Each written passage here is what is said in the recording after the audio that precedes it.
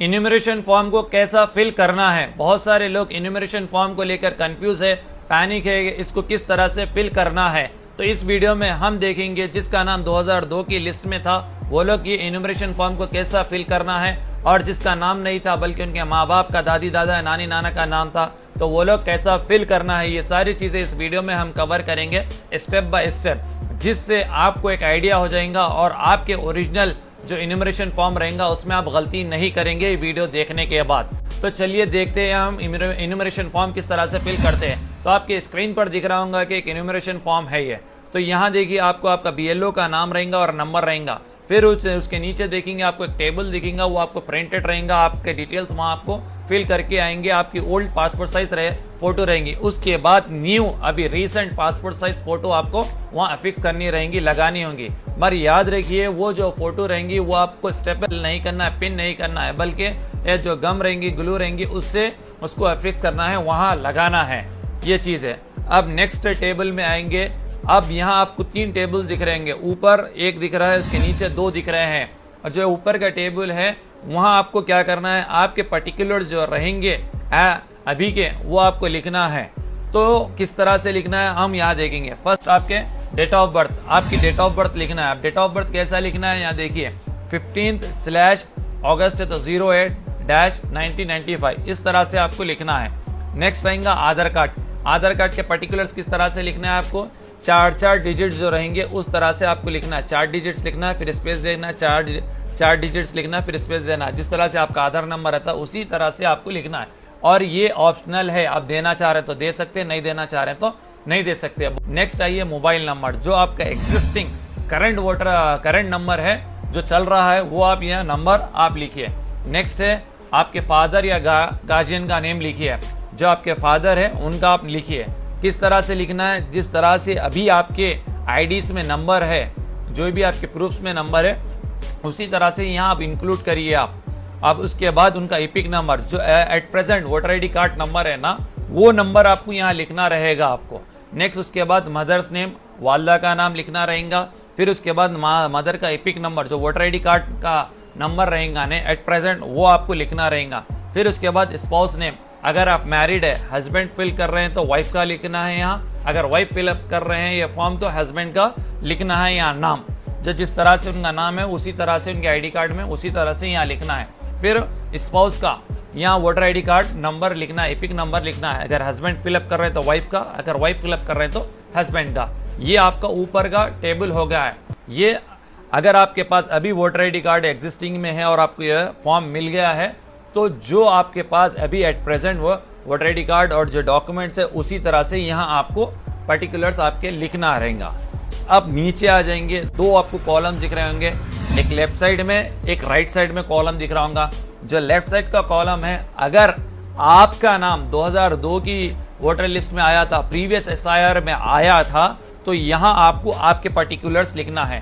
मगर याद रखिए जिस तरह से आपके पर्टिकुलर्स से 2002 में उसी तरह से लिखना है। चाहे उसमें गलत था होगा, नेम स्पेलिंग मिस्टेक्स थे होंगे, कुछ भी था होगा, तो वहाँ शेख था होगा या मोहम्मद है या कुछ भी था, तो जिस तरह से उसी तरह से आपको लिखना होगा। यहाँ अब आपका माइंड अप्लाई मत करिए, नहीं वो गलत थे नाम, मेरा घर में नाम ऐसा था, मेरा बाहर ऐसा था, ये आप गलती मत करिए। जिस तरह से नाम था वही आपने लिखिए। अब देखिए इलेक्ट्रोल नेम जो रहेगा, आपका जो नाम रहेगा वो आप लिखिए। एपिक नंबर, अब जो एपिक नंबर है ना, जो आपका एपिक नंबर पहले का था ना 2002 में, वो इस नेम नंबर आप यहाँ ऐड करिए।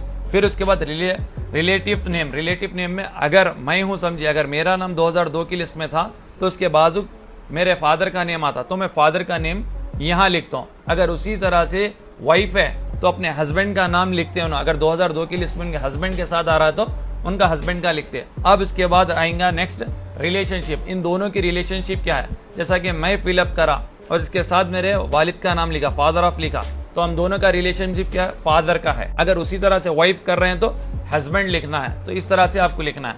नेक्स्ट रहेगा आपका डिस्ट्रिक्ट हैदराबाद है, नेक्स्ट स्टेट आपका तेलंगाना है। एसी जो नंबर रहेगा आपको यहाँ आपके असेंबली कॉन्स्टिट्यूंसी का जो नाम रहेगा वो आपको लिखना है चंद्रनगुट्टा। उसके बाद AC part number, survey number, जो आप 2002 की लिस्ट निकालेंगे वहाँ आपको देखने को मिलेगा AC number, part number, survey number. तो ये एज इट इज लिखना रहेगा जिस तरह से 2002 की लिस्ट में रहा, तो ये आपका हो जाएगा। अब जिसका नाम 2002 की लिस्ट में नहीं है तो ये कॉलम, ये जो टेबल है, ये लोग ये फिलअप नहीं करना इधर लेफ्ट साइड का। अब इनको आना है राइट साइड की तरफ।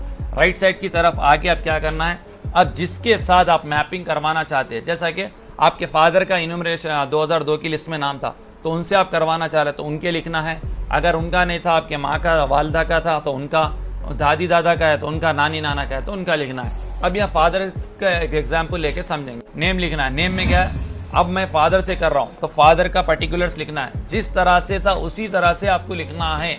अगर गलती है तो गलती भी वही सेम लिखिए, स्पेलिंग मिस्टेक थी तो स्पेलिंग मिस्टेक लिखिए, या टोटली नाम गलत अलग है तो भी जो आ रहा वही लिखिए, वहाँ आपको वो लिखिए। फिर नेक्स्ट इपिक नंबर, जो इपिक नंबर है उनका 2002 की लिस्ट में जो SIR में था तो वो लिखिए। अगर वहाँ इपिक नंबर नहीं है, बहुत सारे लोगों का 2002 की नहीं है, तो वहाँ आप हाइफन डाल दीजिए, स्लैश डाल दीजिए। फिर उसके बाद आप नेक्स्ट लिखना है रिलेशनशिप। रिलेशनशिप में क्या है, मैं जिसके साथ मैपिंग करवा रहा हूँ तो उनका नाम लिखना। जैसा कि अब मैं फादर से करवा रहा हूँ तो मैं फादर लिखता हूँ। अगर मैं फादर से नहीं करा रहा हूँ, दादा से करा रहा हूँ तो ग्रैंड फादर लिखता हूँ। अगर मैं दादी से करा रहा हूँ तो ग्रैंड मदर लिखता हूँ। अगर मैं मदर से करा रहा हूँ तो मदर। तो उन्हीं का वहाँ रिलेशनशिप लिखना है। नेक्स्ट डिस्ट्रिक्ट कौन सा था, जब 2002 में जो था ना डिस्ट्रिक्ट, वही लिखना है, वही स्टेट लिखना है, वही एसी नंबर जो आपको 2002 की लिस्ट में मिल रहा था वो आपको यहाँ फिल करना है। फिल करे बाद से नेक्स्ट आपको नीचे आना है, वहाँ सिग्नेचर या नहीं तो लेफ्ट थंब इम्प्रेशन दिख रहा है आपको। आप सिग्नेचर कर सकते हैं तो आप सिग्नेचर करिए। अगर आप सिग्नेचर नहीं कर रहे हैं, आपको नहीं आता, थंब लगाने आता है, तो आप क्या करिए, लेफ्ट थंब, आपका जो लेफ्ट थंब इम्प्रेशन है वो आप लगा सकते हैं। वहाँ लगाकर आप डेट लिख दीजिए। अगर आप खुद आपके लिए फिलअप कर रहे हैं तो सेल्फ बोलकर लिखिए। अब उसके अलावा दूसरों के आप फिल कर रहे हैं, आपके घर वालों के है, अगर कोई बीमार है उनका कर रहे हैं, या आउट ऑफ स्टेशन है, या कंट्री से बाहर है, कोई भी है, तो एडल्ट मेंबर कोई भी फिल करके दे सकता है ये इनमरेशन फॉर्म को।